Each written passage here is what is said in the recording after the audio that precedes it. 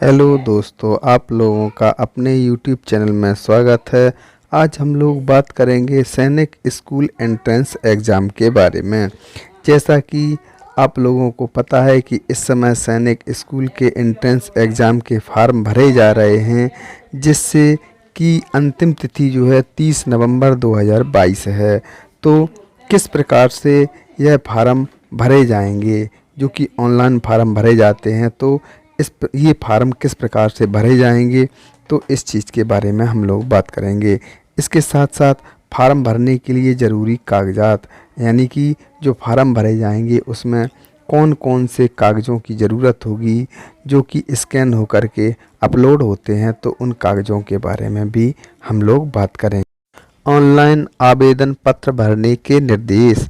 अभ्यर्थी अपनी पात्रता सुनिश्चित करने के लिए सूचना विज्ञप्ति को ध्यान से डाउनलोड करें और पढ़ें। ऑनलाइन आवेदन करने के लिए नीचे दिए गए चरणों का पालन करें। तो फर्स्ट स्टेप है इसमें यूनिक ईमेल आईडी और मोबाइल नंबर का उपयोग करके ऑनलाइन पंजीकरण के लिए आवेदन करें। तो जो आपका मोबाइल नंबर और ईमेल आईडी रहता है, वह अपना एक ईमेल आईडी और मोबाइल नंबर वैलिड होना चाहिए, जिससे कि उस पर एक यूनिक आईडी बनाना होता है। उसके साथ साथ ही उस पर एक रजिस्ट्रेशन नंबर आता है।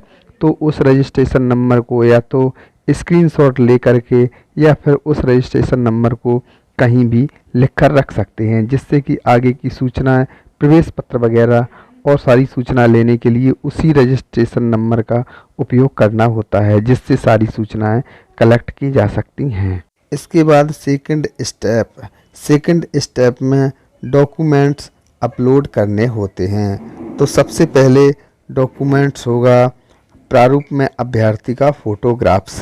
तो सबसे पहले स्टूडेंट का फ़ोटोग्राफ्स अपलोड करना होता है, जिसकी साइज़ 10 KB से लेकर 200 KB के बीच में होनी चाहिए।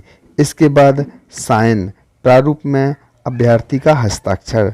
तो स्टूडेंट के साइन, जिसका साइज 4 KB से लेके 30 KB तक होना चाहिए। इसके बाद तीसरा डॉक्यूमेंट्स है अभ्यर्थी के बाएं हाथ के अंगूठे का निशान। तो अभ्यर्थी का बाएं हाथ का अंगूठा लगवा करके उस निशान की फ़ोटो खींच करके उसको अपलोड करना होता है, जिसका साइज 10 KB से लेकर 50 KB के मध्य होना चाहिए। बाएं अंगूठे के अनुपलब्ध होने की स्थिति में दाहिने हाथ के अंगूठे का निशान का इस्तेमाल किया जा सकता है। इसके बाद होगा जन्म प्रमाण पत्र। तो अभ्यर्थी का जन्म प्रमाण पत्र होना चाहिए। इसके बाद अधिवास प्रमाण पत्र, यानी कि डोमिसाइल सर्टिफिकेट। तो अभ्यर्थी का डोमिसाइल सर्टिफिकेट भी अपलोड करना होता है। इसके बाद जाति प्रमाण पत्र। तो OBC SC ST के लिए जाति प्रमाण पत्र होता है, तो इस जाति प्रमाण पत्र को अपलोड करना होता है। इसके बाद सेवा का प्रमाण पत्र, यानी कि भूतपूर्व सैनिक आदि लोगों के लिए जो सेवा काल का प्रमाण पत्र होता है, तो उस प्रमाण पत्र को भी अपलोड करना होता है। इसके बाद प्राचार्य का प्रमाण पत्र यह प्रमाणित करता है कि आवेदक अनुमोदित न्यू सैनिक स्कूल में पढ़ रहा है। केवल उन लोगों के लिए लागू होता है जो वर्तमान में अनुमोदित नए सैनिक स्कूलों में पढ़ रहे हैं। तो ये सभी डॉक्यूमेंट्स फ़ोटो खींच करके स्कैन करके अपलोड करने होते हैं। इसके बाद थर्ड स्टेप आता है पेमेंट का। तो सामान्य वर्ग के लिए OBC के लिए 650 यानी कि 650 रुपये पे करना होता है, तथा अनुसूचित जाति अनुसूचित जनजाति के लिए 500 रुपये पे करना होता है, जो कि debit card, credit card, net banking, UPI के माध्यम से पे किया जा सकता है। ये तीसरा स्टेप, यानी कि पेमेंट करने के बाद ही आपका फॉर्म फिल माना जाता है, जो कि आपको रजिस्ट्रेशन नंबर मिलता है। उस रजिस्ट्रेशन नंबर को कहीं पर लिख सकते हैं या स्क्रीनशॉट ले करके या उसका प्रिंट आउट ले करके रख सकते हैं। इसके बाद आपका फॉर्म फुल फिल माना जाएगा। किसी भी परिस्थिति में NTA अभ्यर्थी द्वारा किए गए शुल्क भुगतान को वापस करने के लिए किसी भी अनुरोध पर विचार नहीं किया जाएगा। अर्थात आपका एक बार अगर शुल्क जमा हो गया, उसके बाद आपके बच्चे का इस परीक्षा में सिलेक्शन हो या ना हो, या आप डबल बार कोई फार्म भरते हैं, तो इस स्थिति में आपकी फीस वापसी पर कोई भी विचार नहीं किया जाएगा। AISSEE 2023 की पूरी आवेदन प्रक्रिया ऑनलाइन है, जिसमें स्कैन की गई छवियों को अपलोड करना, प्रमाण पत्र, शुल्क का भुगतान और पुष्टिकरण पृष्ठ की छपाई शामिल है। इसलिए अभ्यर्थियों को पोस्ट फैक्स हाथों हाथ NTA को कन्फर्मेशन पेज सहित किसी भी दस्तावेज को भेजने प्रस्तुत करने की आवश्यकता नहीं है।